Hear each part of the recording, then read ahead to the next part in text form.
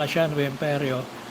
And as usual, every 1 o'clock in the afternoon, Philippine Standard Time, we would go live in YouTube and talk on specific medical topics.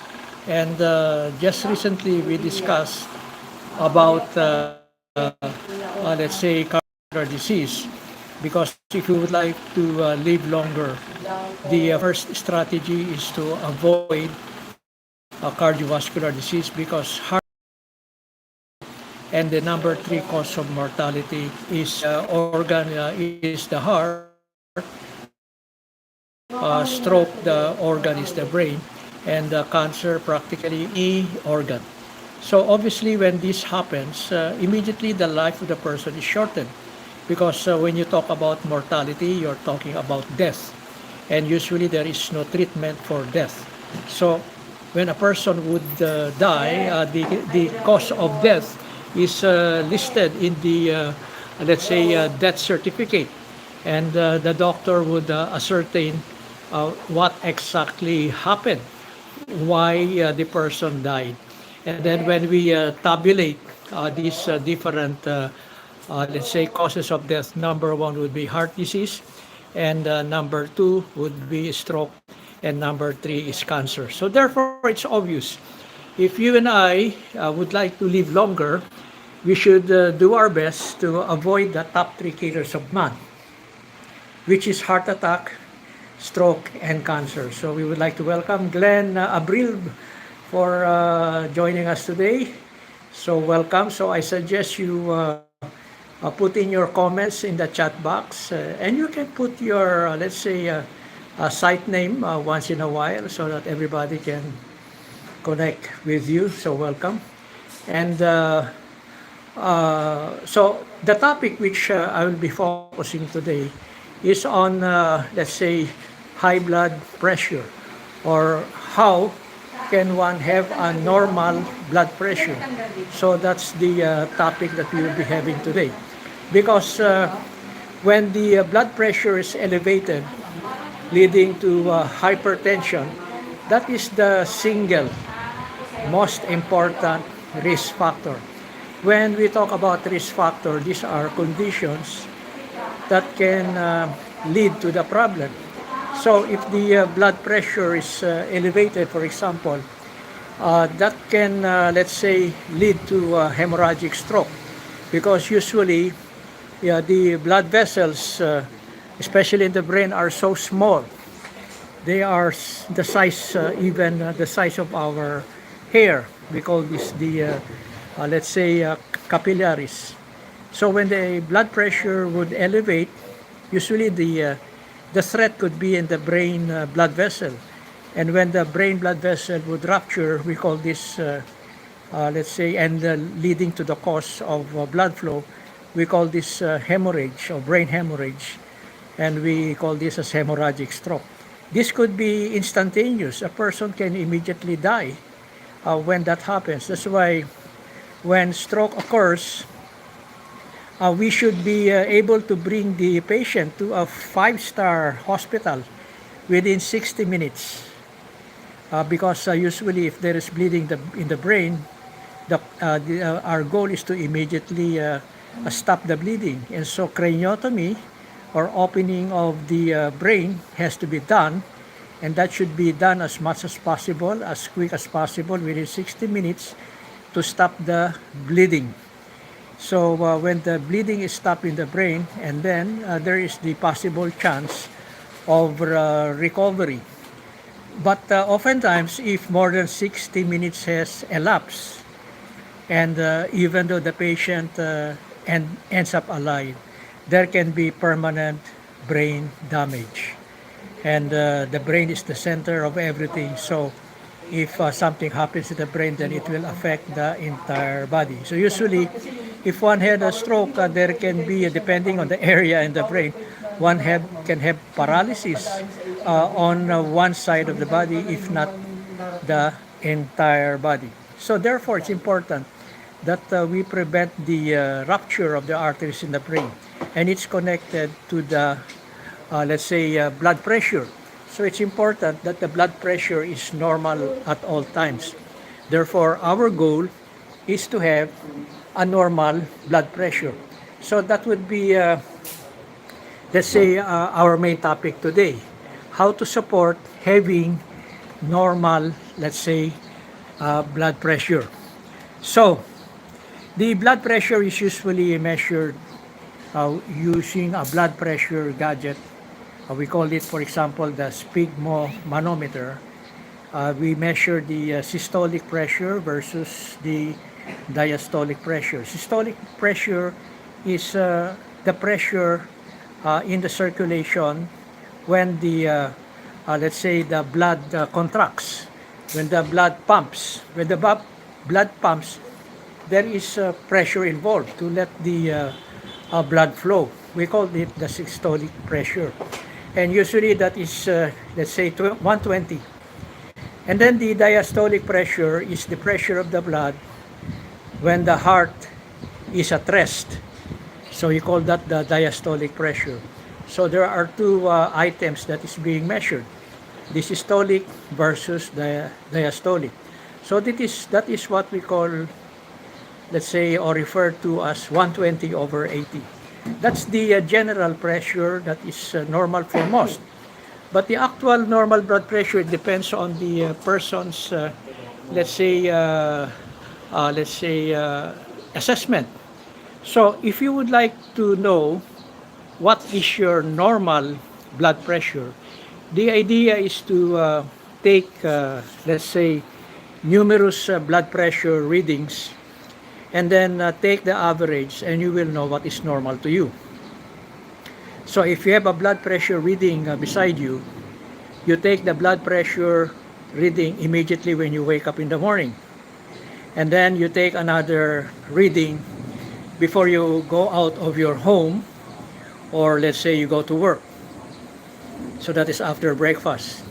And then you travel probably about 30 minutes to 1 hour or even up to 2 hours. When you reach the office or your work, then you take another blood pressure reading. So that's the third one. And then you take another blood pressure reading after working probably the whole day before you go back to your home. And then take another blood pressure reading when you reach home, and probably after dinner before you sleep. So you have several readings. And then you do this and list it down in your diary, let's say for 2 weeks. Show the time of the reading, the setting. Let's say you said you woke up after breakfast, going to work, or upon reaching work, or after working the whole day, going back home after dinner before you sleep. Show this to your doctor, and the doctor will evaluate it and make an assessment, and then take an average. Then he will know what is normal to you. Because when you know what is normal to you, then you will know if it's elevated or when it's too low. Because if the blood pressure is too high, it can be dangerous. If it's too low, it is as well dangerous. It can affect our life. So that answers the question, what is normal?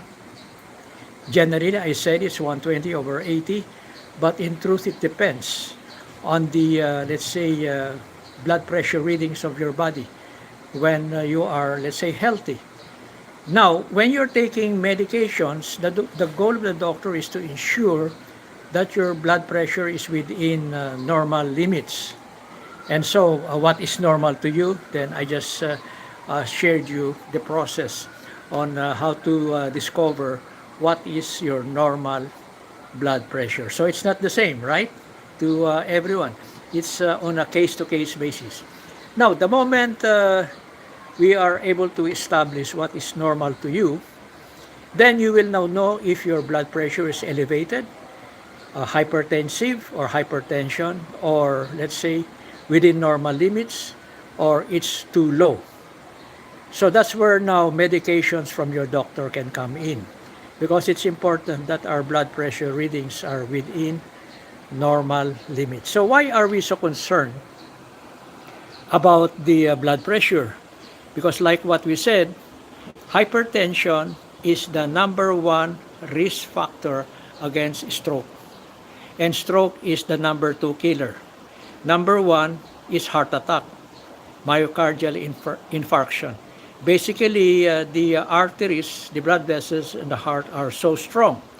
However, in the brain, especially as one gets older in life, there can be a fragility or weakness of the blood vessel, and eventually, when there is hypertension, that may rupture, and that is what you call hemorrhagic stroke, and that can lead to instantaneous death.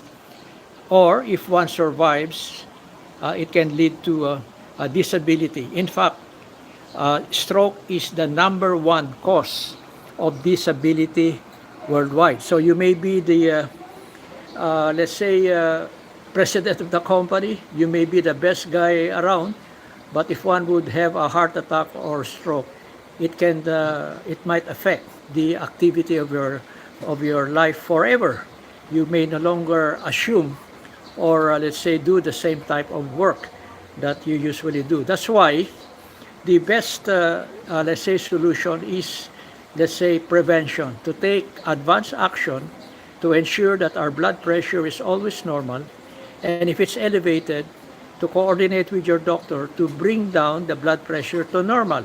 So that is where medicine can come in, and that's where they say you are at maintenance and probably for the rest of your life. So our formula is actually simple.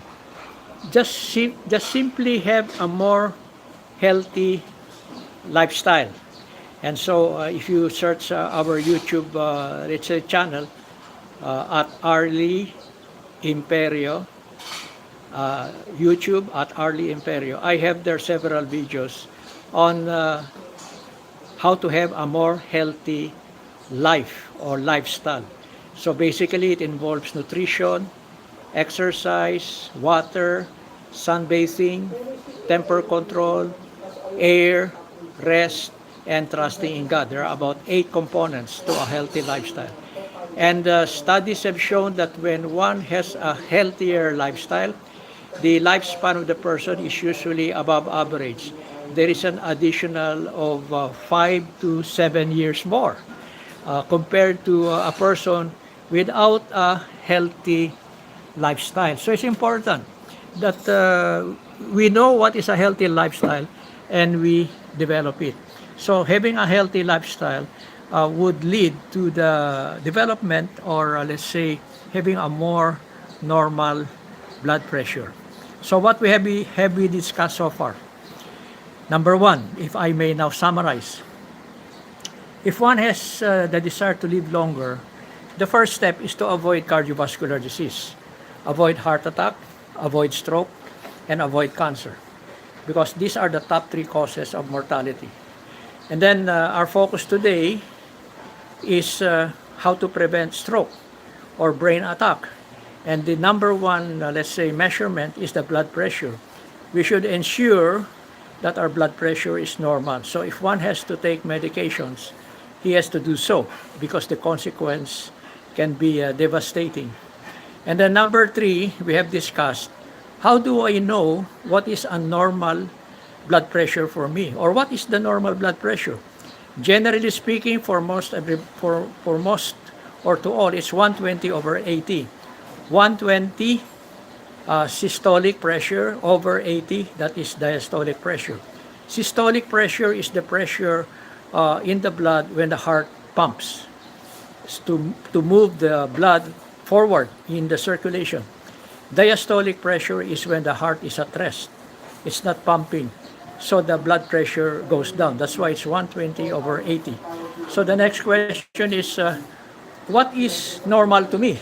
So I gave you the guideline, is to take several readings of your blood pressure, put it down in the notebook for about 2 weeks.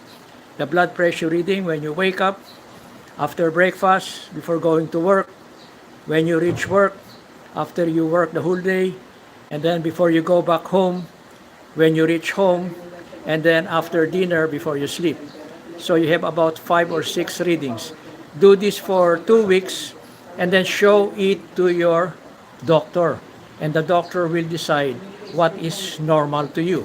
And if one needs medication, it's now up to you or up to the doctor to do so. So, what can I do to have a more normal blood pressure? The answer is healthy lifestyle. And one of the components of a healthy lifestyle is nutrition. And when it comes to nutrition, my personal, let's say, preference or use is I take dietary ingredients that will support my DNA or the, let's say, cell activity of the body. And the nutrients are basically dietary nucleotides, and there are 5 of them, 20 amino acids, and oligopeptides. So look for food supplementation that combines all 3. And then if you may add, let's say, glucan from oyster mushroom, if you can add L-arginine, a semi-essential amino acid, to trigger nitric oxide and improve circulation in the body. And you may add, let's say, fulvic trace minerals, which has 72 trace minerals to support the activity of the cell, and at the same time to support signaling of the cell. So these are the my suggestion, which I personally take, which you can add together with a healthy lifestyle. So I hope that this brief discussion has contributed to your knowledge on how to be more healthy. So always review the presentations we have done in YouTube. It's recorded. And then have a notebook and take notes. And we do this every 1 p.m. After lunch here in the Philippines, Philippine Standard Time. So in Europe, that's about in the morning. In America, it's already about probably 8 p.m. at night. So, but you can watch it anytime. So I would like to invite you, if you like what you have heard so far, to click subscribe, give comments to the videos that are featured in my YouTube channel. So when you give comments, I can, let's say, connect with you. Or go to my website at dnahealthrx.com. So the usual https://dnahealthrx.com. And you can connect with me if you have any health questions. You can email me and I will answer within 24 hours. And then click subscribe so that I would receive your email and I will send you updates on the latest videos that I have made. I will send it to your email and keep you updated. So always remember to point to God, who is the source of our life and health, right? Point to God. And always remember that prevention is always better than getting the best cure. And then have a healthy lifestyle. And then you add dietary ingredients like nucleotides, amino acids, oligopeptides, oyster mushroom, and fulvic trace minerals. These are my, let's say, personal formula on how to have a more healthy life. So this is your friend, Dr. Arle Imperio from the Philippines. Good day. God bless you until our next, let's say, episode.